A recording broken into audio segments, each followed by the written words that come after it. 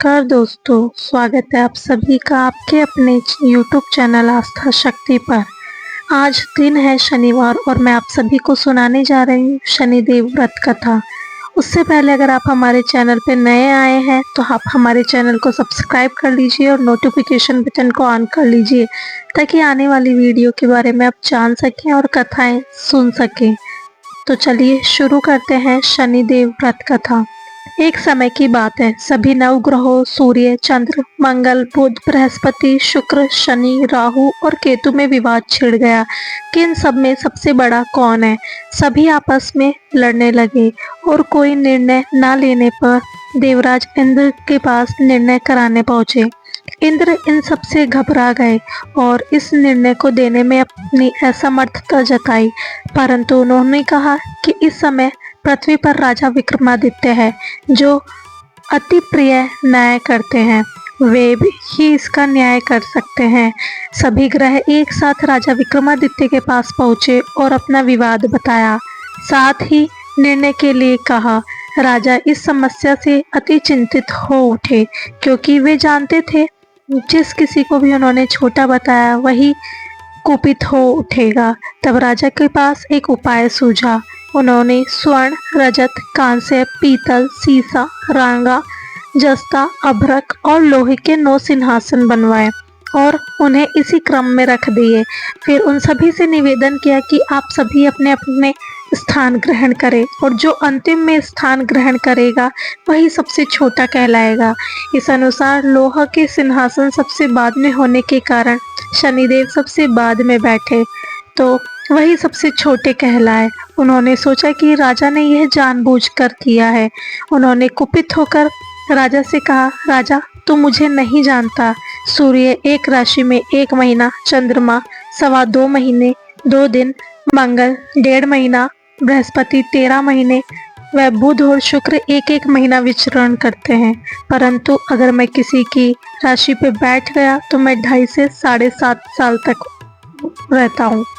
बड़े बड़ों का मैंने विनाश किया है। श्री राम की 7.5 आने पर उन्हें वनवास हो गया और रावण की आने पर उसकी लंका को बंदरों की सेना से परास्त होना पड़ा। अब तुम सावधान रहना। ऐसा कहकर कुपित हुए शनिदेव वहां से चले गए। अन्य देवता खुशी खुशी चले गए। कुछ समय बाद राजा की 7.5 आई। तब शनिदेव घोड़ों के सौदागर बनकर वहां आए।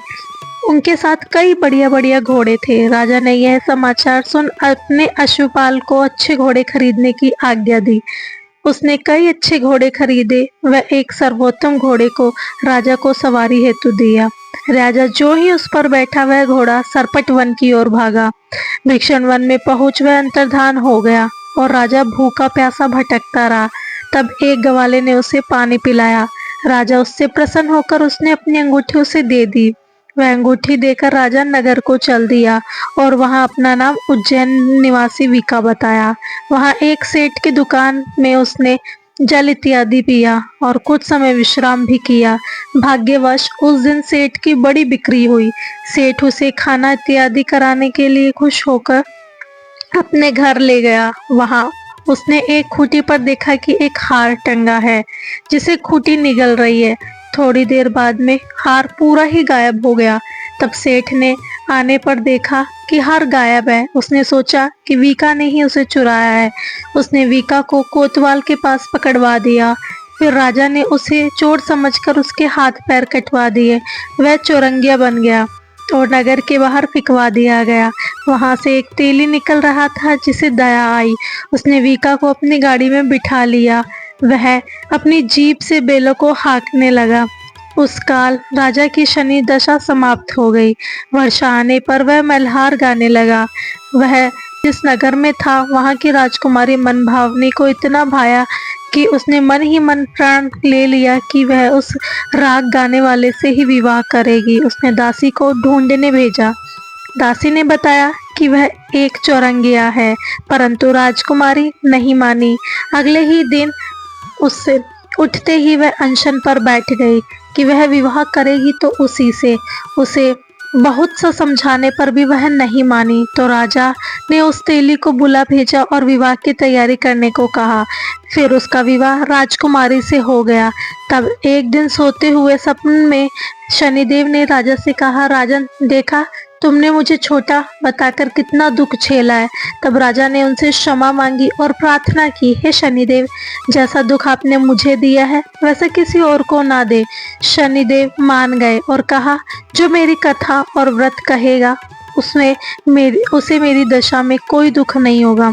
जो नित्य मेरा ध्यान करेगा और चींटियों का आटा डालेगा उसके सारे मनोरथ पूर्ण होंगे। साथ ही राजा को हाथ पैर भी वापस दे दिए। प्रातः आंखें खुलने पर राजकुमारी ने देखा तो वह आश्चर्यचकित रह गई। विका ने उसे बताया कि वह उज्जैन का राजा विक्रमादित्य है। सभी अत्यंत प्रसन्न हुए। सेठ ने जब सुना तो वह पैरों पर गिरकर क्षमा मांगने लगा। तो राजा ने कहा, यह तो शनि का प्रकोप था, इसमें किसी का कोई दोष नहीं है। सेठ ने फिर भी निवेदन किया कि मुझे शांति तभी मिलेगी जब आप मेरे घर चलकर भोजन करेंगे। सेठ ने अपने घर नाना प्रकार के व्यंजनों से राजा का सत्कार किया। साथ ही सबने देखा कि जो खूंटी हार पिघल गई थी अब वह उसे उगल भी रही थी। सेठ ने अनेक मोहरे देकर राजा का धन्यवाद किया और राजा ने अपनी कन्या श्री कवरी से परिग्रहण का निवेदन किया।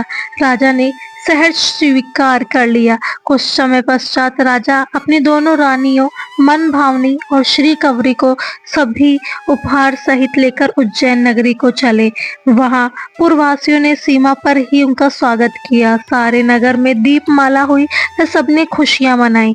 राजा ने घोषणा की कि मैंने शनिदेव को सबसे छोटा बताया था, जबकि असल में वही सर्वोपरि है। तब से सारे राज्य में शनिदेव की पूजा और कथा नियमित रूप से होने लगी। सारी प्रजा ने बहुत ही खुशियां मनाई और आनंद के साथ जीवन बताया है। जो कोई शनिदेव की कथा को सुनता है, पढ़ता है और हुंकारे भरता है उसके सारे दुख दूर हो जाते हैं। व्रत के दिन इस कथा को अवश्य पढ़ना चाहिए। तो दोस्तों, आपको ये कथा कैसी लगी? अच्छी लगी तो हमारे चैनल को सब्सक्राइब करें और शेयर करें और लाइक करें। धन्यवाद।